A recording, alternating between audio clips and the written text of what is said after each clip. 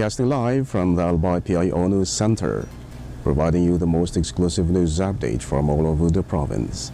This is 12 o'clock Newsbreak.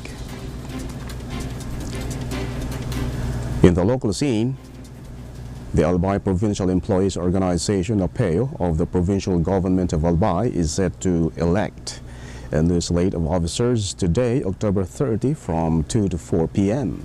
at the Red Room and Blue Room, Albay capital, Legazpi City. Prior to the election, a forum will be held at 1 p.m. where 18 candidates vying for executive board and board of directors post will introduce themselves and their platforms.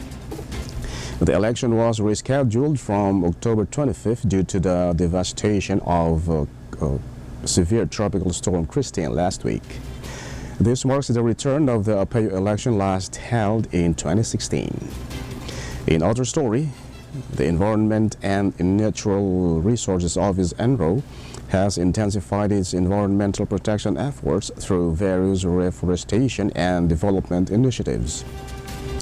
In recent projects, ENRO facilitated the planting of 7,485 tree seedlings, covering a total of 10 hectares to promote forest growth. According to ENRO officer Maria Teresa F. Atos, key programs like mangrove management and tree planting are essential for mitigating the impacts of climate change. ENRO is also advancing other initiatives such as solid waste management and continues to monitor and assess Albay's quarry activities to further strengthen environmental protection. In the national scene, the Philippine Navy has already conducted 10 multilateral maritime activities in the West Philippine Sea for this year. This is part of the Navy's continuous efforts in reinforcing security and sovereignty in the said territory. According to Navy spokesperson for West Philippine Sea, Rear Admiral Roy Vincent Trinidad, this number is higher than the 3 multilateral maritime activities conducted last year. Trinidad added that the said activities involved ships from Australia, New Zealand, European powers, Japan, US, and others. He noted that the presence of these countries would cause a temporary change in the behavior of the People's Liberation Army Navy, Chinese Coast Guard, and Chinese Maritime Militia. The official also stressed that these maritime activities serve as a very good focal point for international engagements. In other story, Senate President Francis Escudero has commended Senator Risa Ontiveros for calling out former President Rodrigo Duterte's profanity at the Senate drug war probe. This was after Duterte's first appearance in a congressional hearing regarding his administration's drug war, dubbed as Oplan Tukhang. Escudero stressed that the Senate would not allow profanity, especially during such events, noting that the public should not be exposed to such kind of behavior.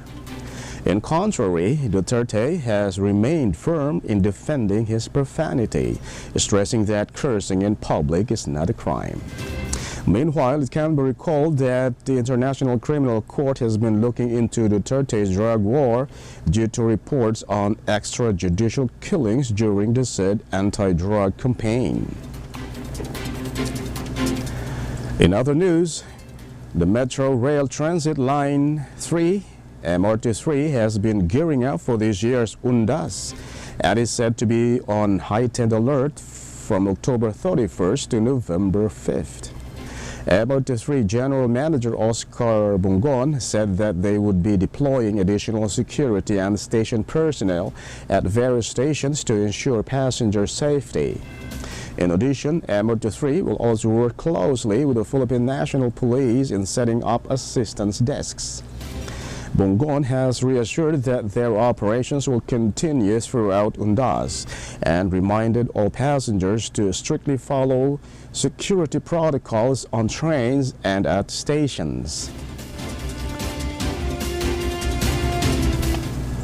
And in the news outside the country, the United States has confirmed that some 10,000 North Korean troops have been deployed to train in Russia.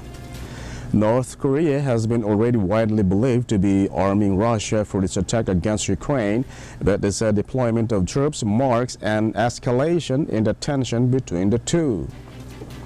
Deputy Pentagon Press Secretary Sabrina Singh believed that the said soldiers were sent to train in eastern Russia to bolster Russian forces near Ukraine in the next coming weeks. Meanwhile, NATO chief Mark Rutte regarded the troop deployment as a dangerous expansion of Russia's war and a sign of Putin's growing desperation. And finally, in the news outside the country, about 60 people were killed while 17 others missing after another Israeli strike on a 5-story building in northern Gaza. According to Gaza's health ministry, the said building, which was struck by Israel, was sheltering displaced Palestinians. Meanwhile, this new number of casualties brings the death toll from more than a year of tension and attacks to 43,000 already, as reported by the officials in Gaza. And that's all for the 12 o'clock news break, October 30, 2024. We'll be right back tomorrow for more news updates. And thanks to our 12 o'clock news break writer, LJ Lurejo and AJ Espiritu. And on the technical side, Chad Bodes. Of course, our Provincial Information Officer, Mary Luduca Castillo. And under the supervision of our Acting Governor, Glenda Ongbungao. I am Greg Hallare. Thank you for subscribing.